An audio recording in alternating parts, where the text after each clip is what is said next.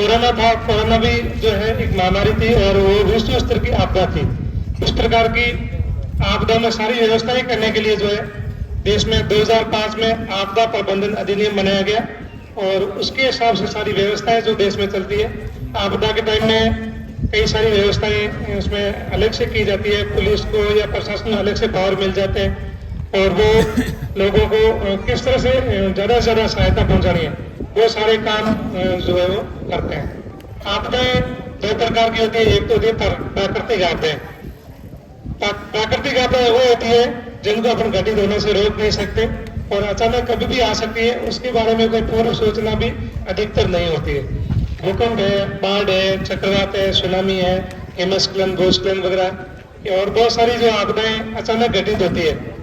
उस प्रकार की आपदाओं में यदि अपन अपनी तैयारी रखते हैं, अपने पास संसाधन है, प्रशिक्षण है, जानकारी है, तो उनके प्रभावों को हम काफी हद तक कम कर सकते हैं। इस प्रकार से दूसरी आपदाएं होती है मानव जनित आपदाएं, जो मानवीय भूल से, गलती से, लापरवाही से, तकनीकी खराबी से या जानबूझकर इन जो कारणों से घटित होती है वो मानव जनित आपदाएं होती है।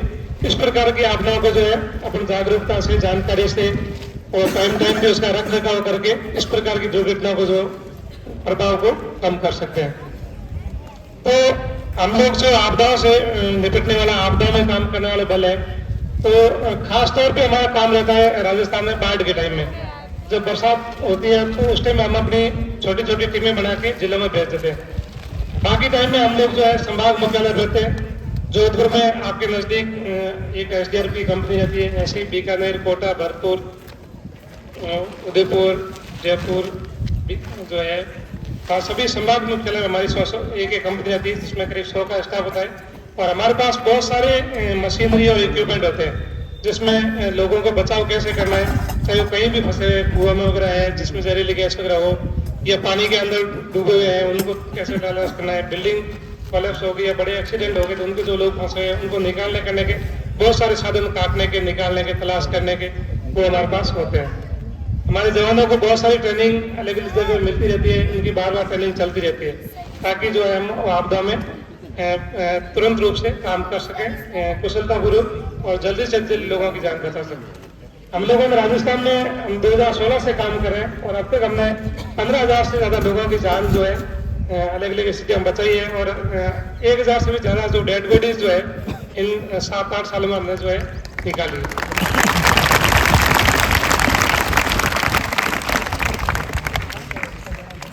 आपदाओं के अलावा बाकी हमें जब भी टाइम मिलता है हम school, college, university, training centre में या जहाँ पर ज्यादा लोगों का आना जाना है वहां जाकर के हम लोगों को जागरूक करने का काम करते हैं। हम जो है आम लोगों की क्षमता संवर्धन का या कैपेसिटी बिल्डिंग का काम करते हैं। वहाँ लोगों को हम बताते हैं कि किस प्रकार से आपदा में जो है जागरूक रहना है, सावधान रहना है और अपने आसपास जो दुर्घटनाएं होती है, आसपास अपने जो घटनाएं घटित हो जाती है जो आपदा नहीं होती लेकिन जो है उस परिवार के लिए आपदा आ जाती है, किसी का एक्सीडेंट हो जाता है तो या ऐसी कोई घटना होती है तो उस परिवार के लिए वो आपदा आ जाती है। तो ऐसी स्थिति में अपने आसपास जो घटनाएं घटित होती है उन घटनाओं में अपने को आसपास जो मौजूद साधन है उनके इस्तेमाल करके किस प्रकार से बचाव करना है और कोई भी बचाव का काम करना है हमेशा पहले खुद की सेफ्टी का ध्यान रखना है और खुद की सेफ्टी का ध्यान रखते हुए, खुद की सुरक्षा का ध्यान रखते हुए दूसरे लोगों की जान जो है वो बचानी है। इस प्रकार के हम आज के इस कार्यक्रम में प्राथमिक चिकित्सा, पानी संबंधी हादसे, LPG गैस संबंधी हादसे, इनके बारे में सामान्य जानकारी देंगे। अपने आसपास जो घटनाएं घटित होती है, अपने घर के आसपास या अपन जहाँ रहते हैं वहां पे जो घटनाएं घटित होती है उनमें अपने पास जो मौजूद संसाधन है, अपने घर में या अपने आसपास जो चीजें हैं उनके माध्यम से हम किस प्रकार बचाव कर सकते हैं उस बारे में आपको जानकारी दी जाएगी। आप लोग इन जानकारियों को अच्छे से देखना, समझना, आपकी लाइफ में बहुत काम आएगी। हम लोग इसमें काम कर रहे हैं, इससे पहले हमें भी आइडिया नहीं था कि इस तरह से हम कर सकते हैं, तो बहुत सारे आइडिया आपको यहाँ मिलेंगे। इन चीजों को आपको देखना है, समझना है और आपके जब जरूरत पड़ेगी तो ये चीजें आपकी लाइफ में बहुत काम आएगी। आगे ये चीजें अपने जो घर परिवार के लोगों को बतानी भी है, तो आप उसको देख के और सुने, समझे अच्छे से। आपको हम प्रदर्शन करके भी दिखाएंगे। तो अभी शुरुआत करते हैं हम प्राथमिक चिकित्सा से।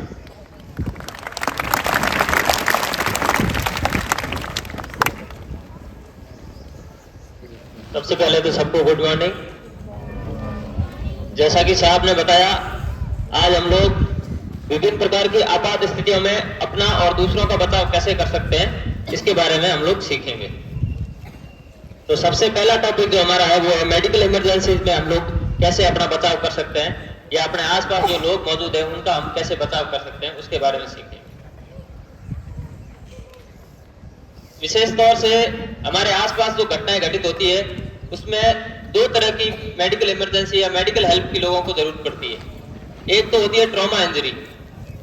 ट्रॉमा इंजरी में एक्सीडेंट्स वगैरह में क्या होता है, लोगों के कोई हाथ पैर में या कहीं पर भी शरीर में कहीं पर भी हड्डी वगैरह टूट जाती है या ब्लड निकलना स्टार्ट हो जाता है, खून निकलना स्टार्ट होता है, तो उसको हम लोग ट्रॉमा इंजरी में रखते हैं। या दूसरा क्या होता है, कई बार क्या होता है खेलते हुए या अन्य किसी तरीके से लोगों को जैसे मिर्गी का दौरा पड़ जाता है, दांत टूट जाते हैं, या कई बार साइलेंट अटैक वगैरह हो जाता है या हार्ट अटैक वगैरह हो जाता है, कार्डियक अरेस्ट हो जाता है, बिजली का झटका वगैरह लग जाता है, तो उसके दौरान हम लोग कैसे किसी का बचाव कर सकते हैं, किसी की हेल्प कैसे कर सकते हैं, इसके बारे में हम लोग सीखेंगे।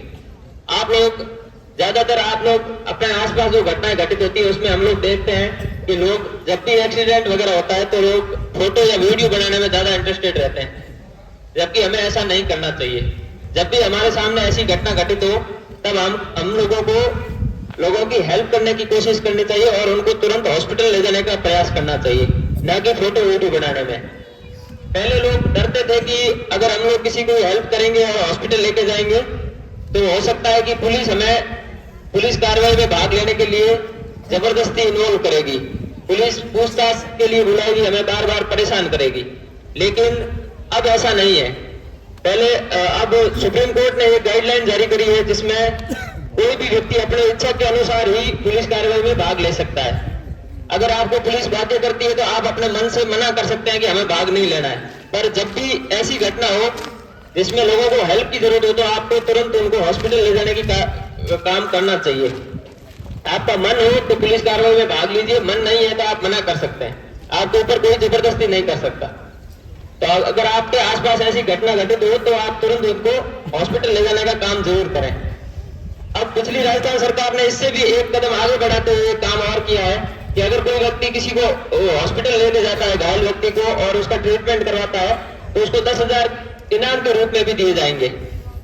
तो आपको कभी भी ऐसा मौका मिले तो आप जरूर किसी की हेल्प करने का काम करें। ज्यादातर हम लोग देखते हैं कि जब भी ऐसी घटना होती है लोग एक तो फोटो वीडियो बनाने में लगे रहते हैं या फिर क्या करते हैं, उनको ठीक तरीके से फर्स्ट एड देना भी नहीं आता। तो फर्स्ट एड कैसे दे सकते हैं हम, अपने आसपास जो चीजें मौजूद हो उसमें हम लोग सीखेंगे। फर्स्ट एड का मतलब होता है प्राथमिक उपचार। प्राथमिक उपचार यानी हॉस्पिटल से पहले जो भी हम लोग उपचार करते हैं, जो हमारे आसपास चीजें मौजूद है उनके माध्यम से हम जो भी रोगी की हेल्प करते हैं उसको हम फर्स्ट एड के तौर पर रखेंगे। और अगर आप फर्स्ट एड की जानकारी रखते हैं और आप घटनास्थल पर मौजूद हो तो आप as a medical first responder वहां पे काम कर रहे हैं। मेडिकल फर्स्ट रिस्पॉन्डर का मतलब ये हो गया कि आप अगर फर्स्ट एड के बारे में जानते हैं, कुछ भी जानते हैं, थोड़ा ज्ञान रख सकते हैं, ज्यादा ज्ञान है तो बहुत बढ़िया चीज है, पर जितना भी आप जानते हैं, लोगों की हेल्प करते हैं, तो आप as a medical first responder आप वहां पे काम कर रहे हैं। अब सबसे ज्यादा जब भी ऐसी घटना घटित होती है या एक्सीडेंट्स वगैरह होते हैं तो उसमें सबसे ज्यादा मौत का कारण होता है व्यक्ति का ब्लड लॉस हो जाना। टाइम से हम लोग क्या करते हैं, फर्स्ट एड देना नहीं आता और ब्लड रोक नहीं पाते, इस वजह से ज्यादातर डेथ हो जाती है। आपने सुना होगा कई बार या फिल्मों में भी देखते हैं हम लोग कि एक्सीडेंट हुआ और घायल को लेके गए हॉस्पिटल और डॉक्टर बाहर आके क्या बोलता है, 15 मिनट पहले ले आते तो इसकी जान बचा सकते थे। तो ये 15 मिनट पहले लाने का क्या कॉन्सेप्ट है? ये यही चीज है कि अगर आप उसका टाइम से फर्स्ट एड कर लेते या सिर्फ ब्लड लॉस ही रोक लेते तो उसकी जान बचाई जा सकती थी। तो अब हम लोग अगर एक्सीडेंट्स वगैरह में किसी के ब्लड लॉस हो रहा है किसी कारण से, चोट लगने से, तो उसको ब्लड कैसे रोक सकते हैं उसके तरीके आपको बताएंगे। अब सामने सभी लोग आप अपना ध्यान उस तरफ रखें कि आप कैसे ब्लड रोक सकते हैं। मान लीजिए कि इस बच्चे के खेलते हुए हाथ में चोट लग गई और चोट के कारण ब्लड निकल रहा है, तो हम लोग ब्लड कैसे रोक सकते हैं? सबसे पहले आपको क्या करना है, पहला तरीका है ब्लड रोकने का, उसको हम लोग बोलते हैं डायरेक्ट प्रेशर। कोई भी साफ कपड़ा ले लीजिए, सूती कपड़ा ले लीजिए या गॉज पीस ले लीजिए या जो भी आपके पास कोई भी कपड़ा मौजूद है वो ले लीजिए और जहां पर चोट लगी है उसके ऊपर आपको दबा के रखना है, डायरेक्ट प्रेशर देना है, दबा के रखना है। इस तरह से जहां पर चोट लगी हो उस वहां पर दबा के रखना है। दबा के रखने के बाद में क्या करना है, अगर ये मान लो पूरा ब्लड में भीग गया है, कपड़ा ब्लड में हो गया पूरा, तो आपको इसको हटाना नहीं है, इसके ऊपर एक और कपड़ा लगा देना है। ऐसा इसलिए करेंगे हम क्योंकि जो रक्त का थक्का बनता है वो 5 से 6 मिनट के अंदर बनता है। तो जो पहले हमने कपड़ा लगाया था उसमें जो रक्त का थक्का बना है, अगर हम उसको हटा देंगे तो थक्का टूट जाएगा और उसको फिर से बनने में 5 से 6 मिनट का टाइम लगेगा। तो इसीलिए हमको अगर कपड़ा भीग जाता है तो इसके ऊपर एक और कपड़ा लगा देना है। अगर तीसरा कपड़ा लगाने की जरूरत है तो इसके ऊपर तीसरा कपड़ा भी लगाइए, पर पहले वाले हटाने नहीं है। और फिर इसके ऊपर पट्टी वगैरह कर दीजिए, कोई भी कपड़े वगैरह से इसको बांध दीजिए। बांधना इतना ही टाइट है कि इसका जो ब्लड सर्कुलेशन है वो रुके नहीं, ज्यादा टाइट नहीं बांधना है इसको, सिर्फ कपड़ा ठीक से बन जाए उतना ही बांधना है आपको। अब मान लीजिए इस तरीके से कई बार क्या होता है, चोट ज्यादा गहरी होती है तो इस तरीके से ब्लड मान लीजिए नहीं रुक रहा, आपने ये तरीका अपना लिया, इससे ब्लड रुक ही नहीं रहा, तब आपको दूसरा तरीका यूज करना है। इसको हम बोलते हैं एलिवेशन, एलिवेट करना। एलिवेशन का मतलब होता है ऊंचाई देना। ऊंचाई किस चीज से देंगे हम, हमारे शरीर में हार्ट है जो पूरे शरीर में ब्लड पंप करने का काम करता है, ब्लड भेजने का काम करता है। तो उसको क्या करेंगे, जहां पर चोट लगी है उस चीज को हार्ट लाइन से ऊपर उठा लेंगे, क्योंकि कोई भी चीज है वो ऊपर की तरफ प्रेशर, कम प्रेशर से जाएगी। तो ब्लड हार्ट से अगर हम हाथ को ऊपर उठा लेंगे तो क्या है, ब्लड ऊपर की तरफ कम प्रेशर से जाएगा और ब्लड रुक जाएगा। अगर मान लीजिए इसके पैर में चोट होती तो हम क्या करते, इनको सुला देते और पैर को 45 डिग्री एंगल पे ऊपर उठा लेते। अब मान लीजिए दूसरा तरीका भी आपने यूज किया एलिवेशन का और इससे भी नहीं रुक रहा, तब आप तीसरा तरीका यूज करेंगे, उसको हम बोलते हैं प्रेशर पॉइंट। सभी लोग अपने गर्दन के पास यहाँ पे 3 उंगलियां लगाओ, सभी लोग लगाओ। यहाँ पे एक नब्ज चल रही है ना सबके, सबके चल रही है। ऐसी बहुत सारी हमारे शरीर में अलग अलग पल्स है, इसको प्रेशर पॉइंट भी बोलते हैं, पल्स भी बोलते हैं। तो ये बहुत सारी है। जैसे डॉक्टर के पास जाते हैं तो हमारा डॉक्टर रेडियल पल्स चेक करता है, हाथ के अंदर जो होती है यहाँ पे कलाई के अंदर, वो पल्स चेक करता है। छोटे बच्चे की अगर हम चेक करेंगे तो ब्रेकियल पल्स चेक करेंगे जो यहाँ पर होती है। ऐसी बहुत सारी फीमोरल वगैरह बहुत सारी पल्स है हमारे शरीर के अंदर। तो जहां पर भी चोट लगी है उसके जो नजदीकी प्रेशर पॉइंट है उसको हमारे को दबाना है।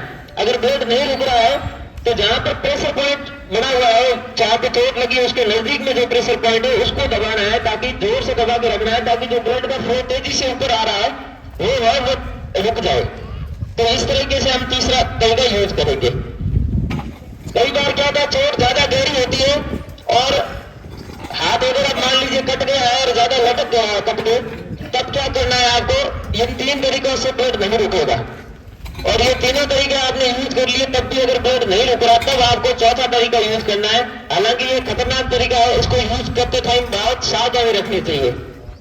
चौथा तरीका हम यूज करेंगे, उसको हम लोग बोलते हैं टॉर्निकेट करना। टॉर्निकेट यानी रक्त बंद बनाना।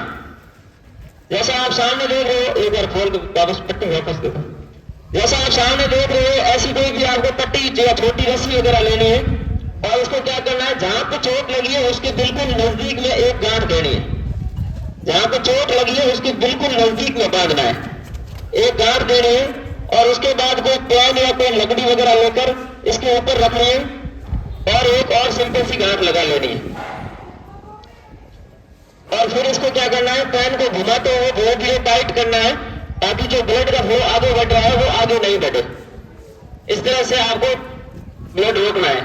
अगर मान लीजिए ज्यादा टाइम लग रहा है, 4 से 5 मिनट हो गए इसको टाइट किए हुए, तो आपको हर 4 या 5 मिनट बाद में इसको ऊपर ढीला जरूर करना है। ऐसा इसीलिए करेंगे हम, ताकि जो आगे का अंग है उसको अगर ब्लड नहीं मिलेगा तो वो अंग खराब हो जाएगा।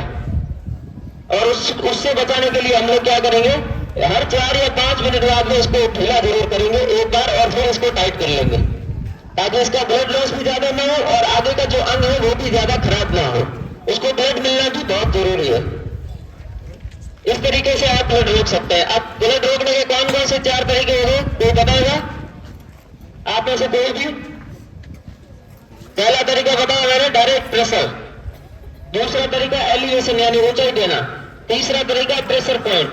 चौथा तरीका हो गया टॉर्निकेट करना यानी रक्त बंद बनाना।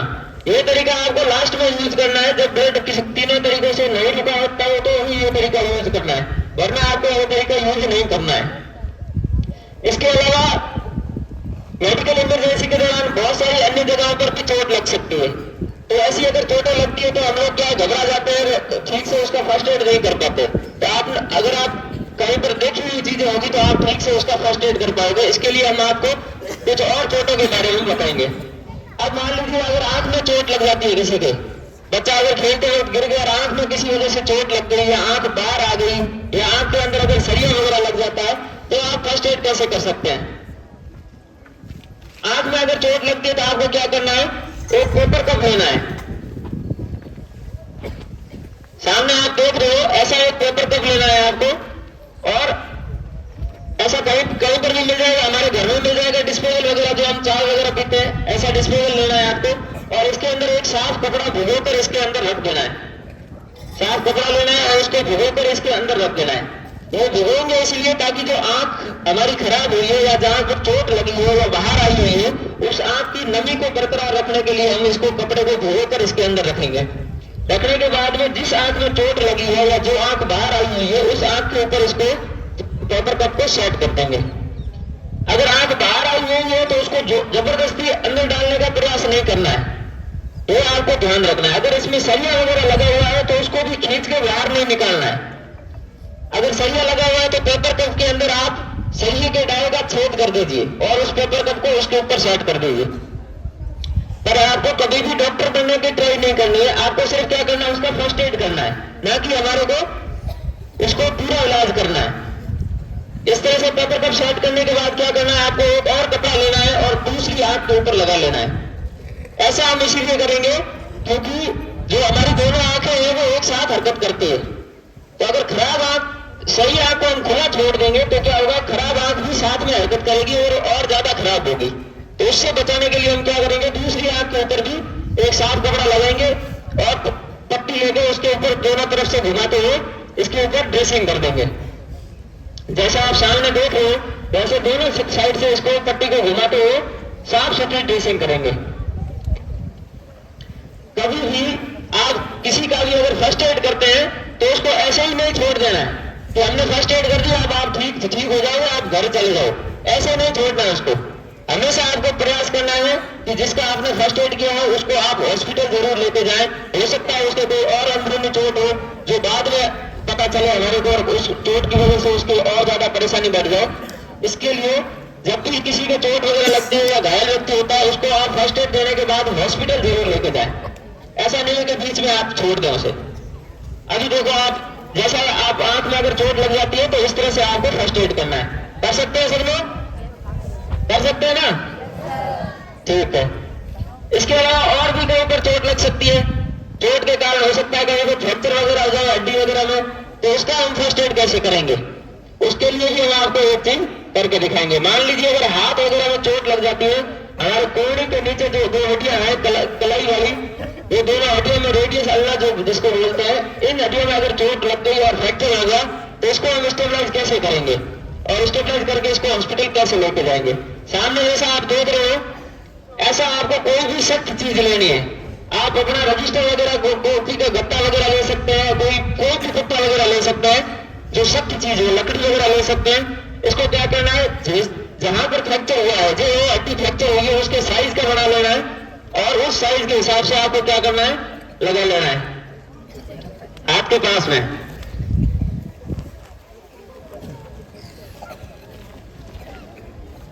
और फिर क्या करना है, इसके ऊपर कोई भी पट्टी वगैरह बांध दो ताकि ये जो हाथ फ्रैक्चर हुआ है उसकी हड्डी हिले नहीं। हड्डी को हिलाने से रोकना ही हमारा मकसद है, ना कि हड्डी को जोड़ना हमारा मकसद है।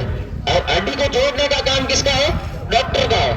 हमारा काम सिर्फ इसको जितनी इसकी चोट लगी है उस चोट को आगे बढ़ने से रोकना है।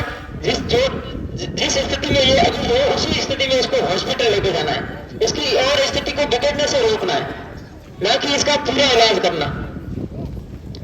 ये इस तरह से आप कोई भी सख्त चीज लेके इसके ऊपर ड्रेसिंग वगैरह कर दीजिए और उसके बाद में क्या करना है, अगर हाथ फोल्ड हो रहा है तो आपको इसके ऊपर एक सिलिंग लगानी है। अगर हाथ फोल्ड नहीं हो रहा है तो जबरदस्ती आपको फोल्ड करने का प्रयास नहीं करना है। एक चीज अगर अटक गई है तो उसको वैसे ही रहने देना है। अब इसके लिए क्या करना है, आपको स्लिंग लगाने के लिए एक त्रिकोणीय पट्टी लीजिए और उसके किसी भी एक कोने के ऊपर गांठ लगा लीजिए। जैसा आप सामने देख रहे हो वैसी एक त्रिकोणीय पट्टी लेनी है और एक कोने के ऊपर गांठ लगा लेनी है। अब जिस कोने के ऊपर हमने गांठ लगाई है उस कोने को कोहनी के पास रखना है। जहां पर गांठ लगाई है वहां उस चीज को कोहनी के पास रखना है और बाकी जो दोनों सिरे हुए कपड़े के उसको गर्दन के ऊपर बांध देना है। गर्दन के ऊपर की तरफ बांध देना है। अगर मान लीजिए आपके आसपास ऐसा कपड़ा नहीं है, त्रिकोणीय पट्टी नहीं है आपके आसपास, तो आप ऐसा स्प्लिंट बांधने के बाद में क्या करना है, रोगी का शर्ट का बटन खोलना है और हाथ को इसके अंदर भी इस तरह से सेट कर सकते हैं। हाथ को हिलाना ही नहीं है, इतना ही हमारा मकसद है। अगर हिलेगा तो इसकी चोट ज्यादा बढ़ेगी। तो इस तरह से आप कपड़ा अगर आए तो आप इस तरह से स्लिंग लगा सकते हैं। अगर इसको और ज्यादा स्टेबलाइज करना है तो इसके ऊपर एक स्वाद और लगा सकते हैं हम लोग, ताकि इसको जब भी हम ट्रेवल करवाएगा इसको हॉस्पिटल लेके जाए तो इसकी चोट और ज्यादा नहीं बढ़े और ज्यादा स्टेबलाइज हो जाए। इस तरीके से स्वाद और लगा लेनी। अगर आप इस तरह से फर्स्ट एड करेंगे तो इसकी जो चोट है वो आगे नहीं बढ़ेगी और जहां है वहां रहेगी।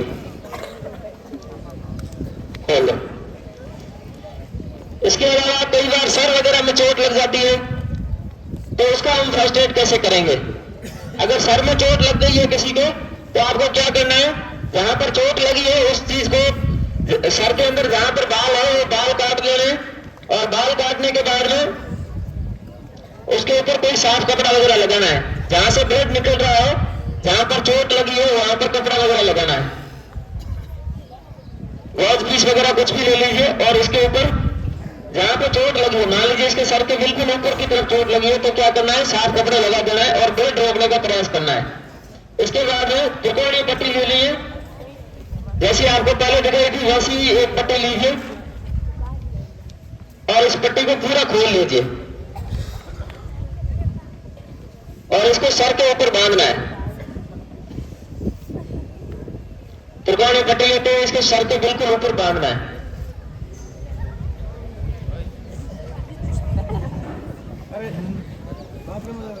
एक कोना छोड़ दो, बीच वाला इसको नीचे रखो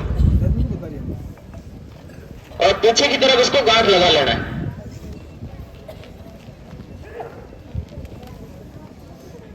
अगर कोई इसके हिस्से पुर्जे अगर पीछे छूट रहे हैं, अगर ये कपड़ा मोटा है लंबा है, हिस्से पुर्जे अगर पीछे छूट रहे हैं तो इसको आगे की तरफ और टाइट बांध लेना है।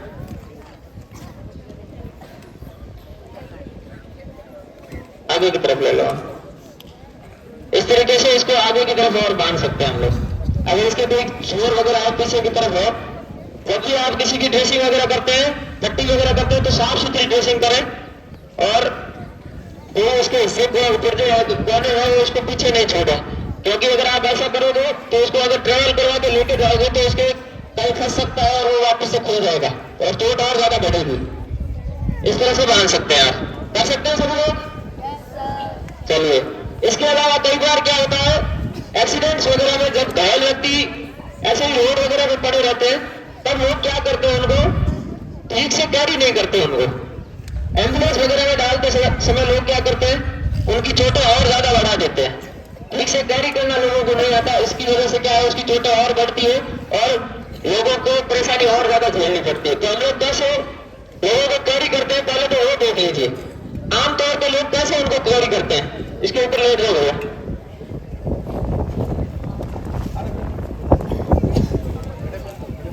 ऊपर लेट जाओ।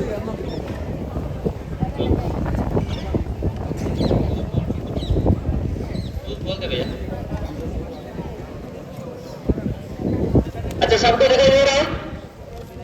अब आप देखिए कि आमतौर पे लोग कैरी कैसे करते हैं घायलों को, एम्बुलेंस में कैसे लेके जाते हैं। ये इस तरीके से लेके जाते हैं। अगर कोई घायल व्यक्ति है, बेहोश है, खुद से चल फिर नहीं सकता है तो उसको इस तरीके से लेके जाते हैं, जबकि ये तरीका गलत है। ये तरीका गलत क्यों है कि ज्यादातर एक्सीडेंट वगैरह में ट्रॉमा इंजरी रहने के चांसेस ज्यादा रहते हैं और ट्रॉमा इंजरी में हम लोग मान के चलते हैं कि किसी भी व्यक्ति के रीढ़ की हड्डी में चोट हो सकती है और अगर रीढ़ की हड्डी में चोट है और हम अगर इस तरीके से कैरी करेंगे तो क्या होगा, उसकी चोट और बढ़ेगी और पैरालाइज वगैरह होने के चांसेस बढ़ेंगे। ठीक से कैरी करना आना हमें बहुत जरूरी है। उसके लिए क्या है, एक तो स्ट्रेचर होता है।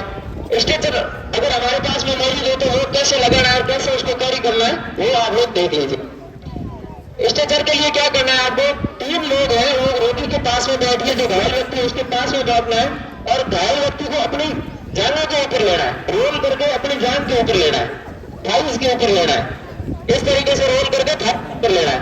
इससे क्या होगा, इसकी रीढ़ की हड्डी का मूवमेंट है बहुत कम होगा। जैसे वो सोया हुआ था, इसी को हमने क्या किया, रोल करके अपनी तरफ कर लिया और उसके बाद में स्ट्रेचर लेना है आपको और इसके बिल्कुल नीचे लगाना है और फिर इसको वापस क्या करना है, स्ट्रेचर को रोल करते हुए वापस जमीन पर रख देना है ताकि ये जो है स्ट्रेचर के ऊपर ठीक से आ जाए। कर सकते हैं ऐसा? और इसके बाद में इसको स्टेप कर दीजिए और स्टेप करने के बाद में आप आराम से इसको एम्बुलेंस वगैरह में ले जाइए या हॉस्पिटल ले जाइए, कहीं पर भी इसको ट्रैवल करवाइए, इसको दिक्कत नहीं बैठेगी। ठीक है, उठा लो,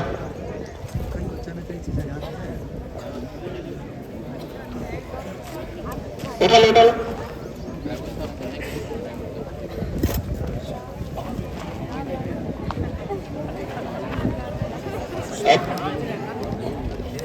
ये इस तरीके से उठा के अगर हम किसी को लेके जाएंगे एम्बुलेंस वगैरह तक तो उसको क्या है, प्रॉब्लम नहीं होगी।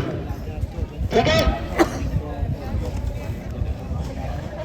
अब ये स्ट्रेचर जो है वो हर जगह मौजूद नहीं रहता। ये तो क्या है, हमको या तो हॉस्पिटल्स में मिलेगा या कोई सरकारी एजेंसी वगैरह है वहां पे मिलेगा, पर हर जगह तो ये मिलेगा नहीं। तो ये स्ट्रेचर हम मैनुअली कैसे बना सकते हैं, अपने आप से अपने आसपास जो चीजें हैं उनसे कैसे बना सकते हैं, वो हम लोग आपको बताएंगे।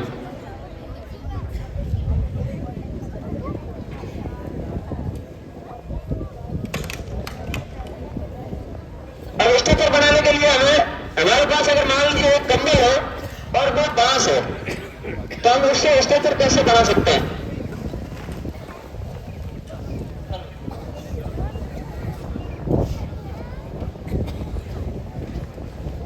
अगर हमारे पास कंबल है तो कंबल को क्या करना है, आपको बिछा देना है।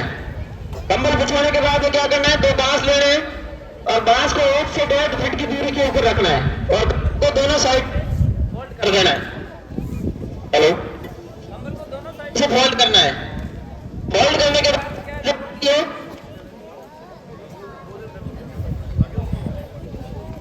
हेलो, जो घायल व्यक्ति है उसको सुला देना है और सुलाने के बाद में आप उसको कहीं पर भी ट्रैवल करा सकते हैं। ऐसा बना सकते हैं स्ट्रेचर। ठीक है, इसके अलावा मान लीजिए हमारे पास कंबल नहीं है, सिर्फ हमारे पास एक रस्सी है, तो रस्सी से हम लोग कैसे बना सकते हैं। रस्सी को क्या करना है, आपको ऐसे आकार में बिछा देना है, सर्पाकार में, सर्प जैसे चलता है उस आकार में आपको रस्सी को बिछा देना है। जैसी रोगी की हाइट है उस हाइट के हिसाब से रस्सी को बिछा देना है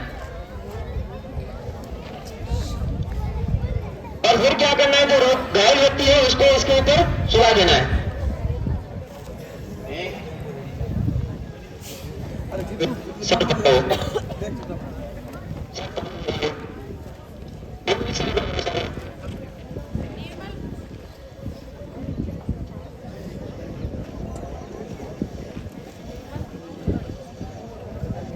ये इस तरीके से होता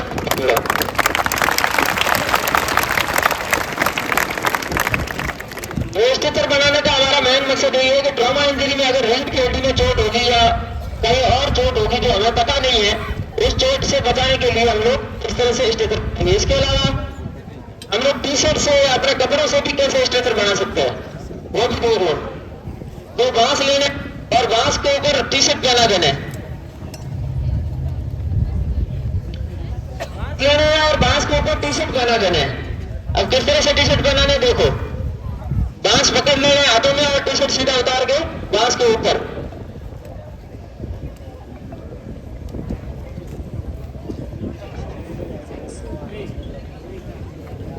चल छोटू सो जाए इसके ऊपर।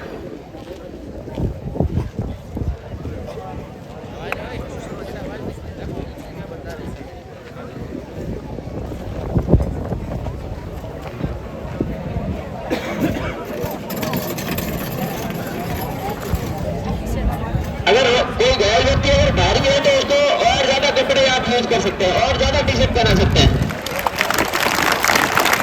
हल्का व्यक्ति है तो 2 टी शर्ट से निकल जाएगा, अगर कोई भारी है तो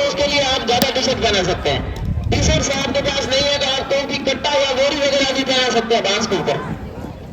कट्टा 2 रुपए में कर दिया, आप स्ट्रेचर बना सकते हैं।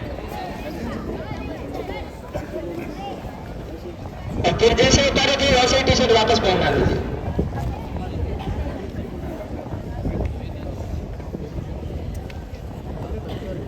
ऐसा बना सकते हैं स्ट्रेचर। तो मैं उम्मीद करता हूं कि जो जानकारी फर्स्ट एड के बारे में आपको दी गई वो आपको अगर कहीं काम आएगी तो आप जरूर इसका उपयोग करेंगे और जरूर काम में लेंगे। इसके अलावा फर्स्ट एड में एक और चीज है जो बहुत इंपॉर्टेंट है, वो है सीपीआर। सीपीआर के बारे में किसी ने सुना है? किसी ने भी सुना है सीपीआर के बारे में? चलो, सीपीआर क्या होता है, कब यूज करना है और क्यों देते हैं हम किसी को सीपीआर, इसके बारे में हमारे साथी आपको बताएंगे। Thank you.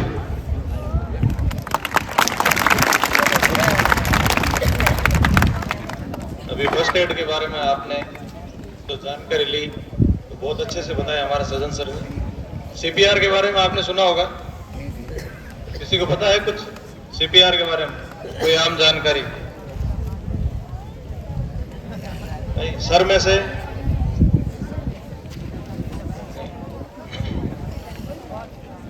सीपीआर जो हम वो चेस्ट को दबाते हैं वो तो देखा होगा आपने, बस वही है। सीपीआर के बारे में, सीपीआर पहले बात तो दिया किसको जाता है? सीपीआर जिंदा आदमी को नहीं दिया जाता। इसकी ये जो सर्कुलेशन सिस्टम है, ये जो पल्स जो धड़कनी है वो बंद हो जाती है, तब सीपीआर की कार्रवाई की जाती है। सीपीआर की जो फुल फॉर्म है वो कार्डियो पल्मोनरी रेसोसिटेशन। कार्डियो से तात्पर्य है मेडिकल लैंग्वेज में हार्ट से, और पल्मोनरी बोलते हैं फेफड़ों को, लंग्स को, और रेसोसिटेशन का मतलब है पुनर्जीवित करना। किसी कारणवश हमारे हृदय या जो फेफड़े का सिस्टम है वो बंद हो जाता है, तो उसको वापस पुनर्जीवित करने के लिए सीपीआर की कार्रवाई की जाती है। सीपीआर किस किस को दिया जाता है? सीपीआर उसको दिया जाता है जिसको करंट लग गया हो, जो पानी में डूब गया हो, ऐसी स्थिति के अंदर, या किसी को कार्डियक अरेस्ट आ जाता है, जो हमारे हृदय के अंदर जो इलेक्ट्रिकल जो सिस्टम चल रहा है, जिसको आम लैंग्वेज में बोलते हैं, किसी करंट लगने से हल्का सा जो करंट है वो हमारे हृदय को जो मिलना बंद हो जाता है, उस स्थिति के अंदर कार्डियक अरेस्ट बोला जाता है उस स्थिति को। तो सीपीआर के लिए हम यहाँ पे एक डमी का उपयोग करेंगे।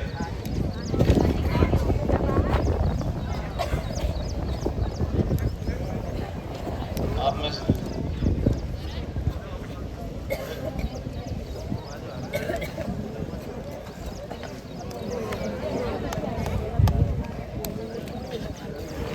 एक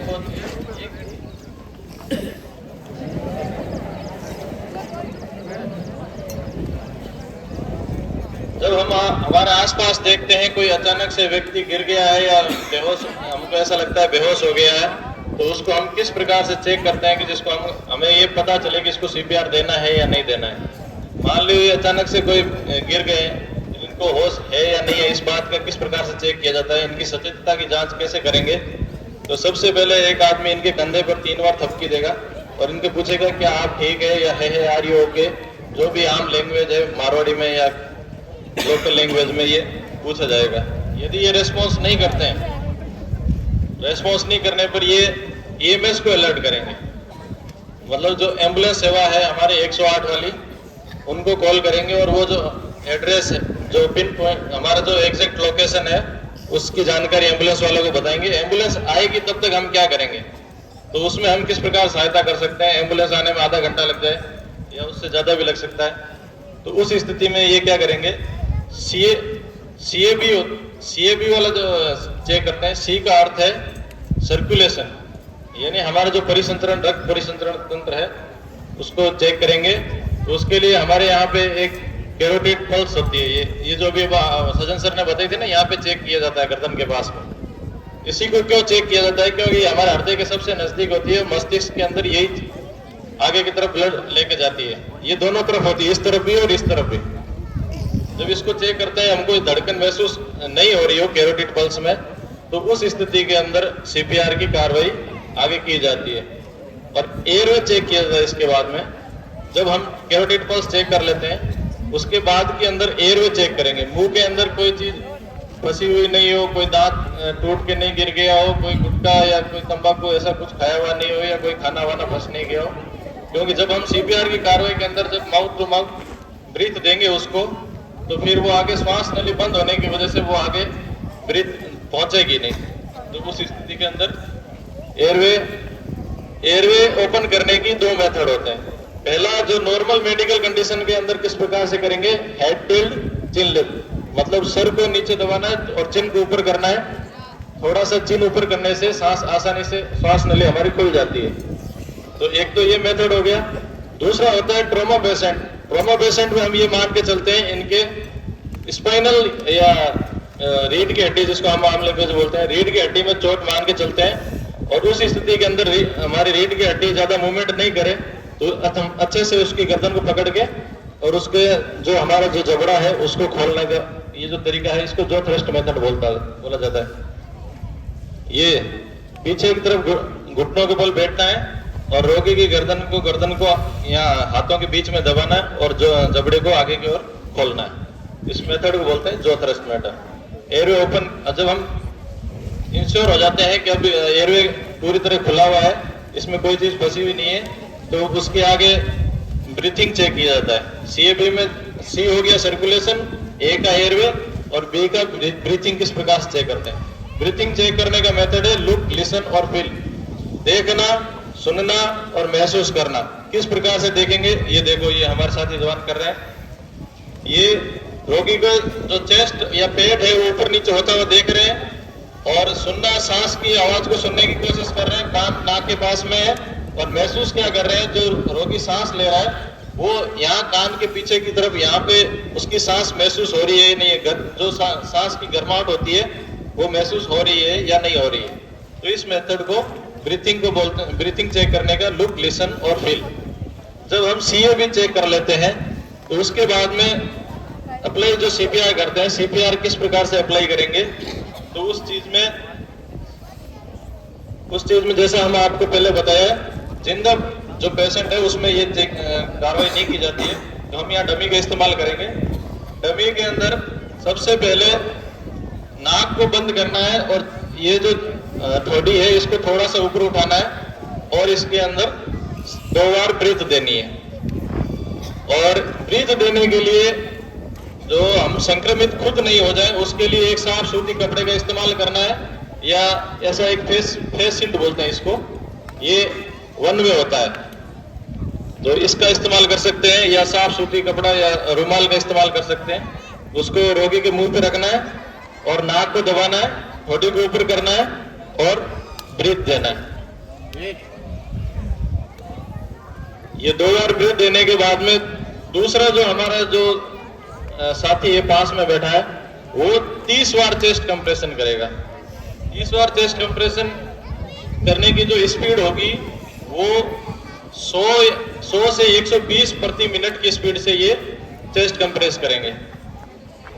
और ये जो चेस्ट कंप्रेस कर रहे हैं ये एक रिदम में होगा, और चेस्ट का 1/3 भाग यानी वेस्ट के आदमी में 5 से 6 सेंटीमीटर ये चेस्ट अंदर नीचे दबनी चाहिए और ये पूरी ऊपर होनी चाहिए। अब 1 मिनट, अब चेस्ट कंप्रेस करने की जो एग्जैक्ट लोकेशन होती है वो कहां से हमको चेस्ट कंप्रेस करना है उस चीज को देखिए आप। ये हमारे जो जाइफाइड प्रोसेस होता है जिसको हम आम लैंग्वेज में कुंपली बोलते हैं, इससे 2 अंगुल ऊपर, और ये जो हमारे बटन की सीध के अंदर ये जो हमारी पसलियां मिल रही है, ये जो हड्डी आ रही है इसको स्टर्नम बोलते हैं। इसके अंदर यहां से 2 अंगुल ऊपर, या हम ऐसे कर सकते हैं, ये जो काल्पनिक रेखा खींच सकते हैं, एक ये और ये दोनों निप्पल के ये जो मिल रहे हैं इनके बीच के अंदर ये यहाँ पे जहाँ पे हमारी बिल्कुल चर्बी नहीं होती, ये यहाँ पे चर्बी नहीं पाई जाती इस हड्डी पे, तो यहाँ पे हम चेस्ट कंप्रेस करेंगे। और दूसरा यदि कोई मोटा व्यक्ति उसमें हमको ये नहीं मिल रहा हो तो उसके हम बगल के यहाँ से ऐसे हाथ ऐसे करके यहाँ तक ला सकते हैं। और हम हमारा जो ये मास्टर हैंड है, मास्टर हैंड के अंदर ये वाला जो भाग है यहाँ से चेस्ट कंप्रेस करना है। बीच से या आगे से अंगुलियों से चेस्ट कंप्रेस नहीं करना है। इसके ऊपर एक दूसरा हाथ ऐसे फंसाना है, जैसे पता नहीं, इस प्रकार से, और दूसरे हाथ को इसके ऊपर रखना है। और जब हम इसको चेस्ट के ऊपर रखते हैं तो कोहनियां बेंड नहीं होनी चाहिए और पूरा जो भार है वो कंधे से लगना चाहिए। और ये कोहनी, हमारा जो शरीर है वो एकदम 90 डिग्री होना चाहिए इसके ऊपर। इस प्रकार से चेस्ट कंप्रेस करना है। जब ये 30 बार हो जाएगा तो फिर वो वापस दूसरा जो हमारा रेस्क्यूअर है वो 2 बार ब्रीथ देगा। जैसे 30 होते हैं तो वो 2 बार ब्रीथ की कार्रवाई करेगा। जैसे ही 2 बार ब्रीथ होंगे ये 30 बार चेस्ट कंप्रेस करेंगे। तो चेस्ट कंप्रेस ये जो 2 मिनट के अंदर ये 5 बार ये किया जाता है। 2 बार ब्रीथ चेस्ट कंप्रेस, एक, फिर 2 बार ब्रीथ चेस्ट कंप्रेस 2। इस प्रकार जब हम 5 बार कर लेते हैं, ये 2 मिनट के अंदर हो जाना चाहिए। इसको एक सर्कुलेशन बोलते हैं। ये पूरा एक सर्कुलेशन या एक साइकिल हो जाएगा तो उसके बाद में इसकी कैरोटिड पल्स चेक करके हम ये इंश्योर करेंगे कि इनकी ये पल्स चल रही है या नहीं चल रही है। वापस यहीं पे 3 अंगुलियां यहाँ रखेंगे और हम ये देखेंगे कि इनकी पल्स चल रही है या नहीं चल रही है। यदि नहीं चल रही है तो फिर वापस से हम वही सर्कुलेशन रिपीट करते रहेंगे, बार बार पुनरावृत्ति करते रहेंगे। और ये तब तक किया जाएगा जब तक एम्बुलेंस नहीं आ जाती है या हम उस रोगी को हॉस्पिटल लेके नहीं चले जाते। यदि हम चेस्ट कंप्रेस कर रहे हैं, हार्ड सरफेस पे नहीं करेंगे या गद्देदार जगह पे करेंगे तो ये सही से चेस्ट कंप्रेस नहीं होगा। तो इसके लिए एक समतल जगह होनी चाहिए और हार्ड सख्त जगह होनी चाहिए। इस चीज का ध्यान रखें। कोई ट्राई करना चाहता हो आप में से, आ जाओ। इसमें ज्यादा कुछ नहीं है। कोरोना के अंदर अभी ये बता दिया गया था जैसे हम ब्रीथ नहीं दे पाएंगे या माउथ टू माउथ हम ब्रीथ नहीं दे पाएंगे तो सिर्फ चेस्ट कंप्रेस करना भी इसमें है, जो गाइडलाइन है इसमें। टीचर या स्टूडेंट में से कोई अच्छी चीज है, सीखने वाली चीज है। कोई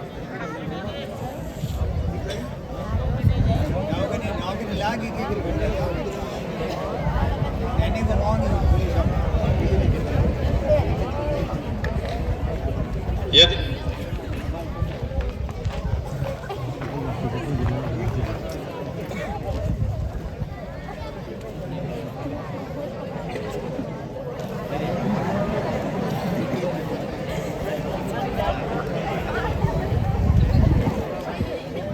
इस चीज का ध्यान रखें, हाथ जो हमारा है ये इसी हड्डी पे होना चाहिए, यहाँ या यहाँ नहीं होना चाहिए। अगर इधर उधर होगा दाएं बाएं तो जो जोर लगना है वो जोर पसलियों पे लगेगा और पसलियां टूट भी सकती है इससे।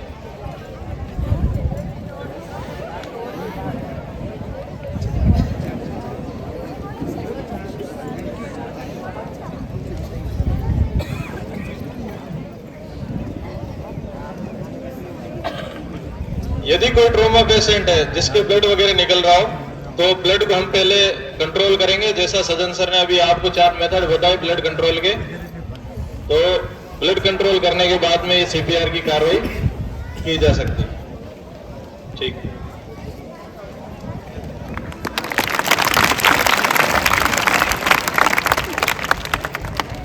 सभी को जय हिंद।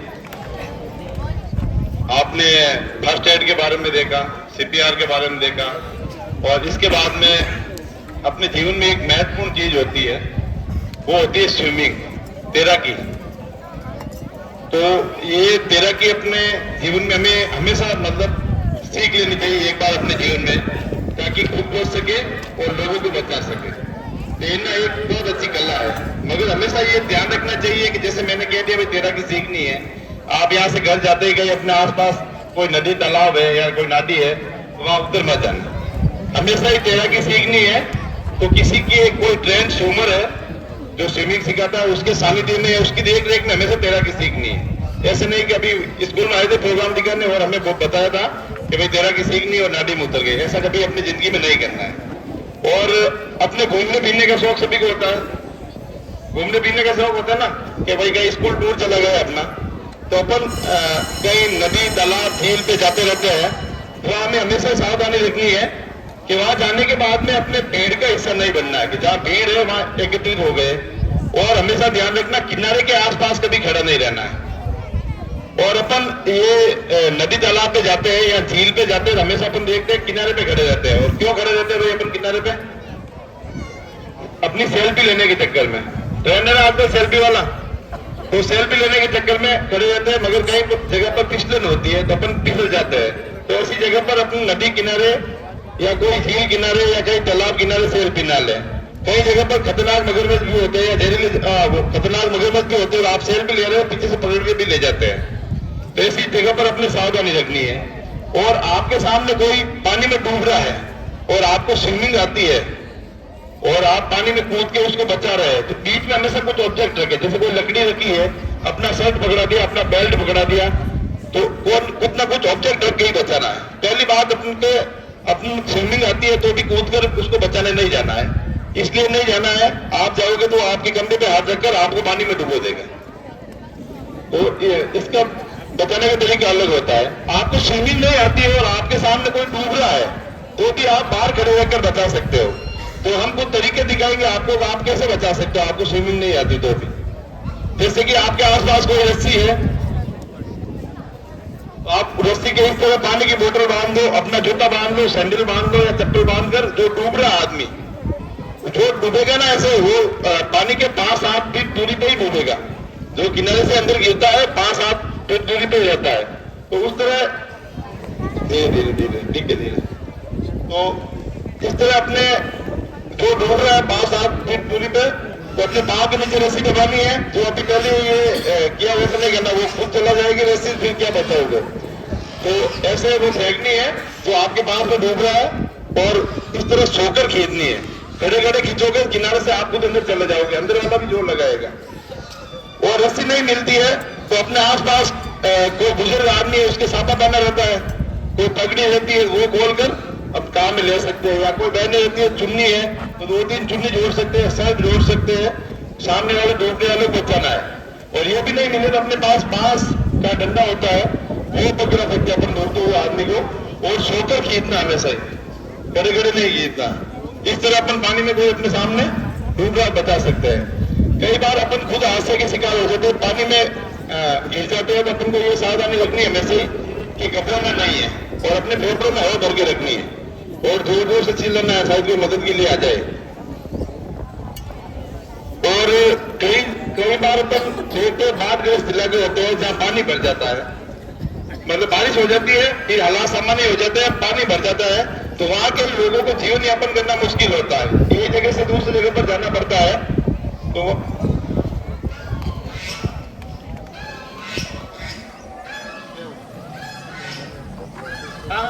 अपने भीतर तो बाढ़ग्रस्त इलाकों में क्या हालात सामान्य होने के बाद में लोगों को जीवन यापन करने के लिए एक जगह से दूसरी जगह पे जाना पड़ता है। तो वहां के लोग क्या करते हैं, अपने घरेलू कुछ सामान होते हैं उनसे इक्विपमेंट बना लेते हैं, जुगाड़ से कुछ इक्विपमेंट बना लेते हैं। जब हालात सामान्य हो जाते हैं, पानी भरा रहता है, तो एक जगह से दूसरी जगह पर जाने के लिए ऐसे इक्विपमेंट काम में लेते हैं। तो कुछ इक्विपमेंट बताएंगे जो पानी में अपने जो स्तर पानी है वहां पर काम आने वाले, जो बाढ़ग्रस्त इलाकों में जाते लोग बनाते हैं। जैसे ये 2 घड़े हो गए, इनको रस्सी और बांस के माध्यम से बांध लिया है, और जहाँ पानी स्तर पानी है, ठहरा हुआ पानी है, वहां अपन हाथ पर हिलाकर एक जगह से दूसरी जगह पर जा सकते हैं। कुछ वो अपने तेल की छोटे छोटे घरों में टीन आती है, उनको रस्सी के माध्यम से बांध लिया गया है, और स्तर पानी में भी आप हाथ पर हिलाकर एक जगह से दूसरी जगह पर जा सकते हैं। पानी की बोतल है, ये अपने चेस्ट पे बांध कर रस्सी के माध्यम से एक जगह पर दूसरी जगह पर जाने के लिए काम में आता है। और एक सूखे नारियल की इस तरह काम में ले सकते हैं। रबर का ट्यूब आप गांव में देखते हैं, तालाबों में खूब सारे लोग जैसे ये ट्यूब लेकर भी तैरते रहते हैं। तो ये अपने कुछ जुगाड़ से बनाया गया एक उपकरण है।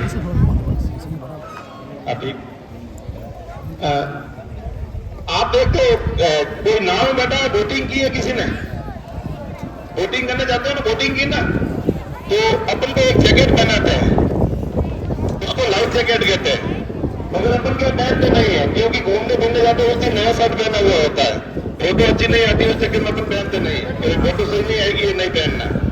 मगर ये लाइफ जैकेट हमेशा ही पहनना चाहिए।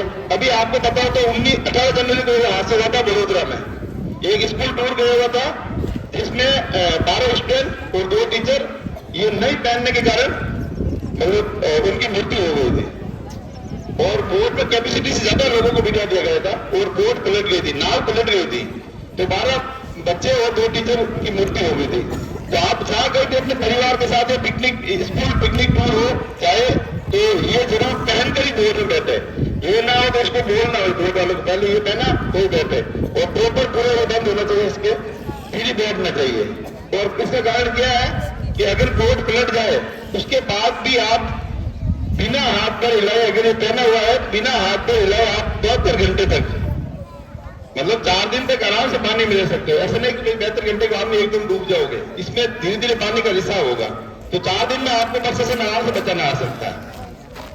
तो ये हमेशा पहनना चाहिए। ये हमारी ये रेस्क्यू के दौरान हम जहाँ लोगों को बचाना चाहते हैं बाढ़ग्रस्त इलाकों में, तो लाइफ बॉय काम में लेते हैं, तो इससे हम कम से कम एक रेस्क्यू मतलब एक जवान 4 आदमी को बचा कर ला सकता है। और कई बार देखते हैं कि बारिश हो गई, कई बार हम देखते हैं बारिश हो गई, पानी भरा हुआ, अपन क्या करते हैं, बारिश चल रही है, अपन देखने जाते हैं, या चोपड़ा फिटे आपके पास नहीं है, चोपड़ा फिटे जो नदी बहती है ना यहाँ पे, इस नदी देखने जाते हैं, अपन कहते हैं इसको पार करके इधर जाके देखते हैं, वापस पार करके उधर आते हैं। ऐसा कभी नहीं करना चाहिए, अगर आता फिर भी पानी बह रहा है पार नहीं करना चाहिए अपन को, ठीक है। और बारिश के बाद में जब हालात सामान्य हो जाते हैं तो हमेशा ये लकड़ी का प्रयोग करना चाहिए, आगे लकड़ी रखनी चाहिए, क्योंकि शहरों में कई जगह सीढ़ी लाइन के ढक्कन भी हो जाते हैं, कई जगह गड्ढे भी हो जाते हैं बारिश के बाद में, तो लकड़ी से देखना चाहिए। और अगर कोई बहता पानी बाहर करना है, इस तरह 4 जने या 5 जने समूह में पार करना चाहिए, अकेले पार नहीं करना चाहिए, चैन बनाकर उस पानी को पार करना चाहिए। तो ये पानी से कुछ हादसे होते हैं, उसके बचाव की जानकारी मैंने दी। कोई सवाल हो तो आप इससे संबंधित पूछ सकते हैं ना।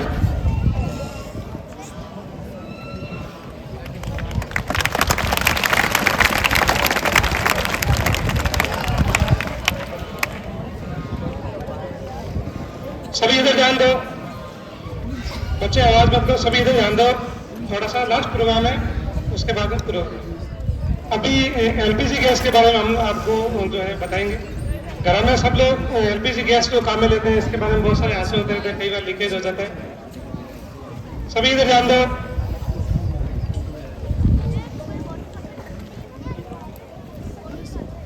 एलपीजी गैस जो अपन घर में काम लेते हैं, सिलेंडर का लाल कलर होता है, लाल कलर जो है वो खतरे का प्रतीक होता है। इसलिए यदि इसके साथ सावधानी नहीं रखते हैं तो एलपीजी सिलेंडर जो है इसमें विस्फोट हो सकता है गैस में, और बहुत बड़ा हादसा हो जाता है, पूरी बिल्डिंग जो है इसमें कोलैप्स हो जाती है। तो ये ध्यान रखना है कि सिलेंडर जब हम लेते हैं तो लेते टाइम सिलेंडर की एक्सपायरी डेट देखनी होती है। सिलेंडर के ऊपर में जो 3 पट्टी लगी हुई है, ये जो सिलेंडर है इसके ऊपर 3 पट्टी लगी हुई है, ऊपर गोल्ड रिंग लगी हुई है, तो ये इसके जो वाल वगैरह लगा है उसकी सेफ्टी के लिए। इसके जो कैप लगी हुई है यहाँ पे जो इसके वाल वगैरह है, तो इसकी सेफ्टी के लिए है, कभी सिलेंडर जो गिरता है तो वो जो है उससे नुकसान नहीं होता है। दूसरा ये इसकी पत्ती है, पत्ती के अंदर की साइड में जो है एक्सपायरी डेट लिखी हुई है, इसमें लिखा हुआ है A25, A, B, C या D कुछ लिखा होगा। A का मतलब 31 मार्च, B का मतलब 30 जून, C का 30 सितंबर और D 31 दिसंबर, 3 महीने को दिखाता है। इसमें A25 लिखा है, इसका मतलब ये सिलेंडर जो है मार्च 2025 तक वैध है। तो आपका जो घर में सिलेंडर आता है आपको देखना है कि सिलेंडर जो है एक्सपायरी डेट का नहीं है। जब सिलेंडर लंबे टाइम काम में ले लेते हैं तो उसमें क्या है कि कोई क्रैक वगैरह का या कोई नोच वगैरह आ जाती है, तो उसमें कभी भी लीकेज हो सकता है। इसलिए घर में जो सिलेंडर है वो जो है एक्सपायरी डेट का नहीं लेना। तो इसके जो साइड वाली पट्टी है उसके अंदर उसकी एक्सपायरी डेट लिखी होती है, A, B, C या D कुछ लिखा होगा, और उसके बाद में साल लिखा होता है। इसके बाद सिलेंडर लेने का लीकेज का ध्यान रखना है। जब ऐसे जब सिलेंडर लेते हैं तो ये ध्यान रखें कि इसमें लीकेज नहीं हो। इसके ऊपर जो कैप लगी हुई है, इस कैप को हटा करके और अंगूठा लगा करके या पानी डाल करके इसको चेक कर सकते हैं कि इसमें लीकेज तो नहीं है। लीकेज होता है तो इसमें स्मेल आती है।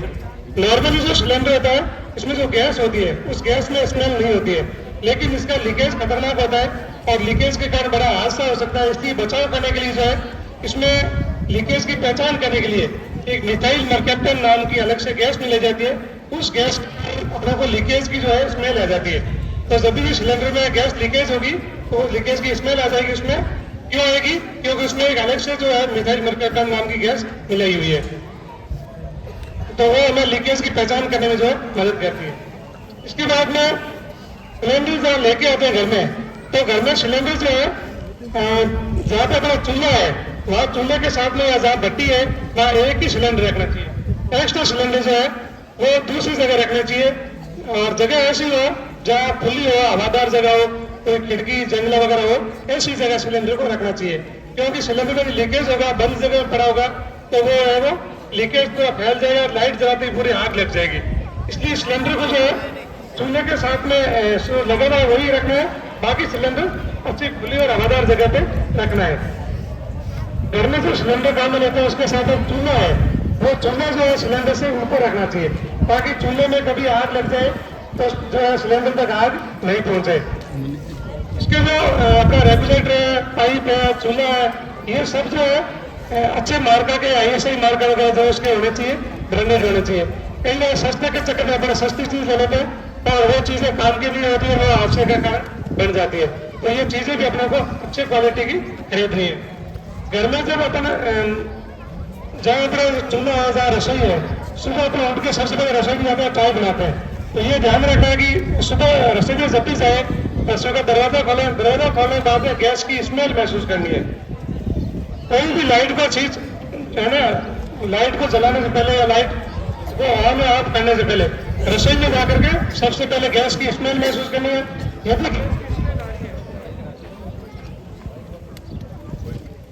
यदि गैस की स्मेल आ रही है तो अपने कोई भी लाइट का स्विच ऑन नहीं करना है। यदि लाइट का स्विच ऑन या ऑफ कर देते हैं तो उसमें जो छोटे से स्पार्क निकलता है, उस स्पार्क के कारण जो गैस लीकेज हो रही है, उस लीकेज में पूरे में एकदम आग लग जाती है और वहां जो है आग फैल जाती है। किचन में जाकर के लाइट की स्मेल महसूस करनी है, इसकी गैस की स्मेल नहीं आ रही है तो लाइट जलानी है और फिर किचन का काम करना है। स्मेल आ रही है तो लाइट का स्विच ऑन ऑफ नहीं करना है, खिड़की और दरवाजे खोल देना से, सिलेंडर को जो हटा करके बाहर लेके जाना है। फिर किचन में जो नीचे फर्श में है झाड़ू लगाना है, झाड़ू लगाने से वो गैस जो है वो नीचे जो जमी हुई है धीरे धीरे जो नीचे रहती है और धीरे धीरे ऊपर होती है, तो झाड़ू लगाने से वो गैस जो है वो बाहर निकल जाएगी। यदि इस तरह से नहीं करेंगे, लाइट जला देंगे तो वहाँ आग लग जाती है। एक बार जोधपुर में किसी घर में जो गैस का लीकेज, 3 बजे घर के मेंबर कोई जग गया गैस की स्मेल के कारण और उन्होंने गैस एजेंसी और फोन किया, वो लोग आते तब तक किसी दूसरे आदमी लाइट जला दी, लाइट जलाते जो है वहां पे आग लगी। और कोई आर्मी के वहां पे गैस लीकेज हो रही थी, तो तरह के जो जूते पहने थे, जूतों के नीचे जो कीले लगी थी, उस कील के कारण जो छोटा स्पार्क हुआ, उस स्पार्क के कारण भी आग लगी। तो ये आपको ध्यान रखना कि कोई भी ऐसी जो स्पार्क वाली चीज है जिसमें कोई भी छोटी सी चिंगारी निकलती है, वो चीज वहां नहीं ले जानी है और कोई भी माचिस वगैरह भी वहां नहीं जलानी है। इसके बाद में अपन रात को जब खाना बनाते हैं तो हमेशा ये ध्यान रखना है कि रात को खाना बनाने के बाद में इसका सिलेंडर रेगुलेटर है वो बंद करना है। रेगुलेटर कहाँ होता है उनको देखो, ये वो रेगुलेटर होता है, वो नीचे करते जब वो रेगुलेटर बंद हो जाता है फिर गैस आगे नहीं जाती है। और शाम का खाना बन जाता है, उसके बाद में रेगुलेटर बंद करना चाहिए पहले, और फिर जब गैस बुझ जाए तो फिर चूल्हा बंद करना चाहिए। क्योंकि रात भर जो है सिलेंडर ऐसे ही पड़ा रहता है, अपने काम नहीं लेते, कई बार चूल्हे वगैरह काट लेते हैं तो उसमें से गैस लीकेज हो सकती है। ये अपन कहीं बाहर दूसरी जगह जा रहे हैं, घूमने जा रहे हैं या अपने और की रिश्तेदारी में जा रहे हैं तो भी अपने को जो है रेगुलेटर बंद करके जाना चाहिए ताकि पाइप में आगे कहीं भी लीकेज नहीं हो। अब सिलेंडर से आगे चूल्हे में पाइप में कहीं भी आग लग जाती है तो इस प्रकार की आग को जो आप रेगुलेटर बंद करके भी बुझा सकते हैं। एक बार दिखाइए, कई बार सब्जी बनाते टाइम जो है उसमें बर्तन में तेल में आग लग जाती है, इस प्रकार की आग को जो है रेगुलेटर बंद करेंगे तो आग बुझ जाएगी। सिलेंडर का रेगुलेटर बंद किया, आगे की आग बुझ गई। तो ऐसे अपन भी कर सकते हैं। आग लगते ही घबराना नहीं है, खुद की सेफ्टी का ध्यान रखना है कि खुद कहीं चपेट में नहीं आ जाए। रसोई में काम करते टाइम जो है ऐसे ढीले कपड़े का नहीं पहनने, ये कॉटन वगैरह कपड़े जल्दी आग पकड़ लेते हैं। जैसे कई बार किचन में काम करें तो अपन चपेट में आ जाते हैं, इसलिए ध्यान रखना है किसी ढीले ढाले कपड़े वगैरह पहन करके किचन में काम नहीं करना है। दूसरा पास में पर्दे वगैरह या लकड़ी के जो दरवाजे वगैरह जो खिड़की वगैरह वो चीजें, उसके बाद हमारी और दूसरी जलवायु चीजें वहां भी नहीं हो। यदि रेगुलेटर काम नहीं करा रहा है, इसमें आग लगी हुई है, तो अपना हाथ दे करके भी आग को बुझा सकते हैं। कोई भी जो आग होती है उस आग में और जलने वाली चीज में जो है इसमें गैस हो रही, खासतौर जो गैस की आग है, क्योंकि अंदर से जो आग निकल वो गैस निकल रही है, वो गैस को प्रेशर से निकल रही है। इस प्रकार की यदि रेगुलेटर काम नहीं कर रहा है और इसमें लीकेज हो रहा है, कहीं आग लग रही है, तो अपन उंगली देकर के इस प्रकार जा सकते हैं। एक बार वापिस कर लो।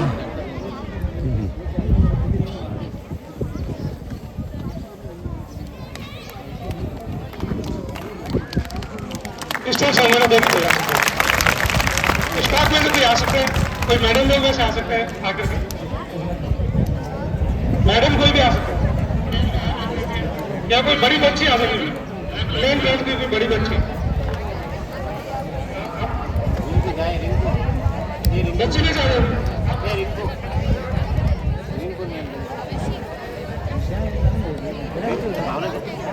बच्ची नहीं चाहिए। जा मनीषा जा।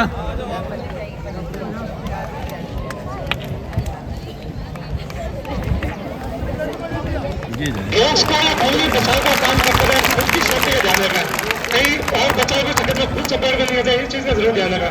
अपने कपड़े वगैरह पहने हैं, उन चीजों का ध्यान रखना है, और खुद की सेफ्टी। गैस की आग बिल्कुल एकदम फैलती है, तो शरीर से दूर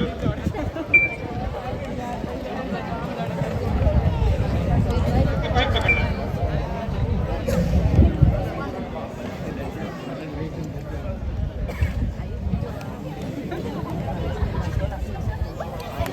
अंगूठा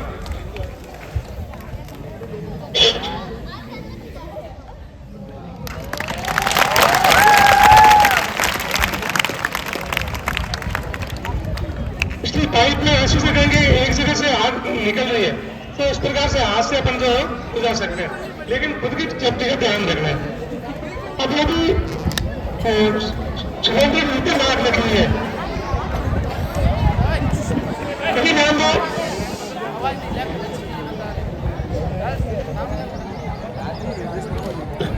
सभी इधर ध्यान दो, पूरा पूरा हो गया, आपके बहुत काम की चीज है, आवाज मत करो।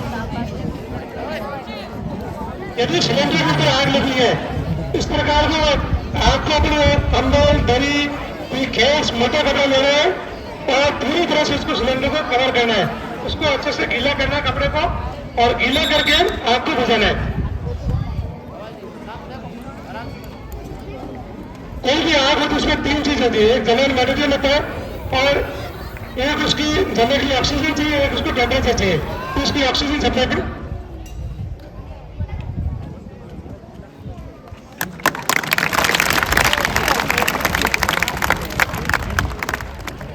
यदि सिलेंडर में जो आग लगी है, तो दरी है, कंबल है, या कोई है ना मोटा कपड़ा, केस वगैरह, उसको गीला करके जो तो अपन उसको बुझा सकते हैं।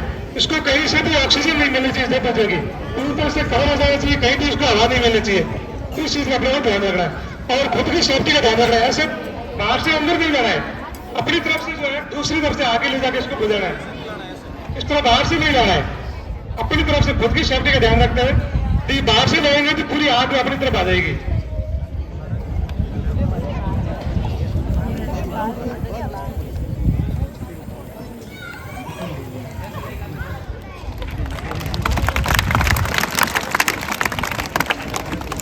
इसको पूरी तरह से जो है इसकी ऑक्सीजन सप्लाई रोकनी, जब भी आग बुझेगी। ये जो सिलेंडर आप देख रहे हैं, सिलेंडर एकदम नहीं फटता है, कभी भी लीकेज हो जाता है, तो आपको ध्यान रखना है कि इसमें आग नहीं लगे। यदि आग लगी है तो आसपास जनरल चीजें हटाना है, ये ध्यान रखना है कि सिलेंडर गर्म नहीं हो।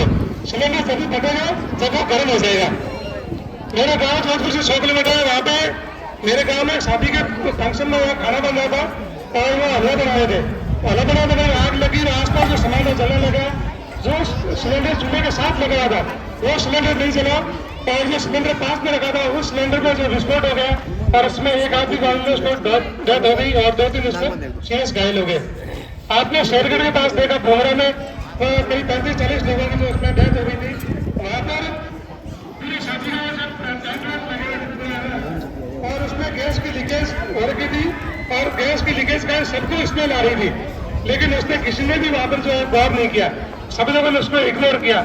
जब गैस की स्मेल पूरे परिसर में फैल गई, तो जब गैस वहां आग तक पहुंची तो उसके पूरे परिसर में एक साथ आग लगी पूरे और जो लोग वहां खड़े थे और या जो बैठे थे, वो जो सांस ले रहे थे, सांस के जरिए उनके अंदर ऑर्गन्स तक जो गैस जा रही थी, तो वो जो आग लगी तो उनके अंदर के ऑर्गन्स तक जो है वो आग पहुंच गई। तो इस कारण जो है 35-40 लोगों की जो है डेथ हो गई। तो आप कहीं भी ऐसी जगह है जहाँ पे खाना बन रहा है या भट्टी वगैरह है और सारे सिलेंडर भी वहीं पड़े हैं, तो आप ये ध्यान रखना कि चूल्हे के एक्स्ट्रा जो सिलेंडर है उनको दूसरी जगह रखवाएं। ब्यावर में एक हादसा हुआ था, वहाँ भी खाना बन रहा था, वहाँ सारे सिलेंडर रखे हुए थे और वहाँ जब गैस पे आग लगी, विस्फोट हुआ, तो उसमें 20-21 लोगों की वहाँ भी डेथ हो गई थी। तो गैस की कहीं स्मेल आ रही है तो उसको आपको इग्नोर नहीं करना, लापरवाही नहीं करनी है, उस चीज का समाधान करना कि स्मेल कहाँ से आ रही है, उसको वहां से हटाना है। कई बार जो घरों में अवैध गैस भरते हैं, गैस सिलेंडर सप्लाई करने वाले सिलेंडर में गैस निकालते हैं, वहां भी आग लग जाती है। तो आपके आसपास ऐसा कोई आदमी गैस निकालने का काम करता है, उसके बारे में पुलिस को इन्फॉर्म करना है और ऐसे लोगों को नहीं पनपने देना है। एलपीजी गैस जो है यदि अपन सुन लेते हैं उससे भी आदमी की मौत हो सकती है। ऐसे हादसे हम अखबार में पढ़ते रहते हैं, हमेशा कई बार होते रहते हैं।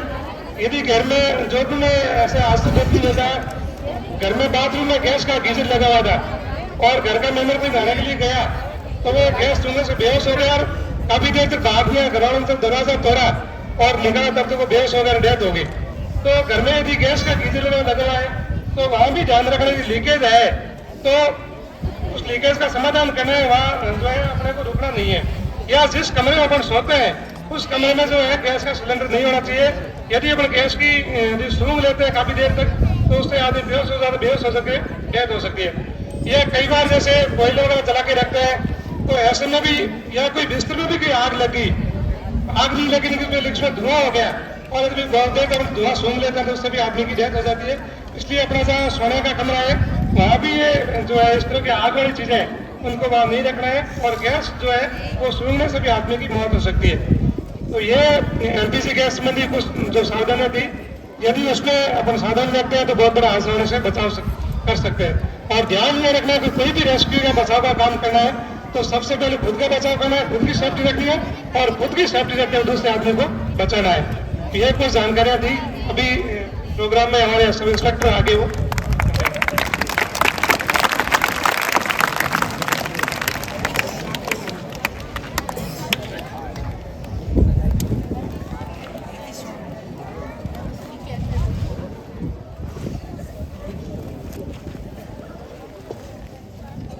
सर्वप्रथम विद्या और ज्ञान के देवी मां शारदा के चरणों में नमन। सभी को सुप्रभात। मैं आदिति आज के इस डेमोन्स्ट्रेशन में गीतांजलि स्कूल के प्रिंसिपल सर, समस्त टीचर स्टाफ एवं पूरे विद्यालय परिवार को एसडीआरएफ टीम की तरफ से एक बार पुनः स्वागत करती हूँ। आज हमारी टीम के द्वारा आपको बहुत ही महत्वपूर्ण जानकारी दी गई है जो हमारी भविष्य में बहुत काम आएगी। हमारी टीम के द्वारा आपको 4 महत्वपूर्ण जानकारी दी गई है। एक फर्स्ट एड में सबसे पहले ईएमएस अलर्ट होता है। EMS emergency medical service. EMS alert के क्या नंबर है आपको पता है क्या? किसी को पता है ईएमएस अलर्ट के क्या नंबर है? 108। प्राथमिक उपचार के समय सबसे पहले ईएमएस अलर्ट होता है। उसके बाद एमएफआर मेडिकल फर्स्ट रेस्पोंडर। किसी भी घटना के समय हमें सबसे पहले मेडिकल फर्स्ट रेस्पोंड के अलर्ट करना होता है। हमें अगर हम एमएफआर ट्रेंड होते हैं तो हमें अपना परिचय देना होता है कि मैं एमएफआर ट्रेंड हूँ, क्या आपकी मदद कर सकता हूँ। जब तक मेडिकल टीम या डॉक्टर्स की टीम नहीं पहुंच जाए तब तक हमें उन्हें फर्स्ट एड देना है। जैसे किसी भी प्रकार की चोटों को स्थिर करना है, उसको एक समतल जगह पर सुरक्षित स्थान पर ले जाना है। वो ब्लड कंट्रोल, जैसे ब्लड निकल रहा है तो ब्लड को कंट्रोल करना है। और एक बहुत ही महत्वपूर्ण जानकारी बताइए, सीपीआर किसको देना है, किसको नहीं देना है, ये चीज हमें ध्यान रखनी है। सीपीआर डमी या मृत व्यक्ति को देना है, जिंदा व्यक्ति को सीपीआर नहीं देना है। सीपीआर करंट जैसे पानी जैसे किसी व्यक्ति का गला कट के अलग हो गया नहीं देना है हमें। उसके बाद पानी से होने वाली दुर्घटनाओं से बचाव के बारे में आपको जानकारी दी गई है। तो पानी के किसी भी समय हम कहीं घूमने जाएं, जहाँ कोई नदी तालाब इस प्रकार का डैम वगैरह हो, तो हमें वहाँ पे सेल्फी लेते समय ध्यान रखना चाहिए, इस प्रकार की कोई लापरवाही नहीं करे कि हमारे साथ हादसा खड़ा हो जाए। और घरेलू गैस लीकेज के बारे में भी आपको बताया गया है, तो हमें ये सब सावधानी ध्यान रखनी है।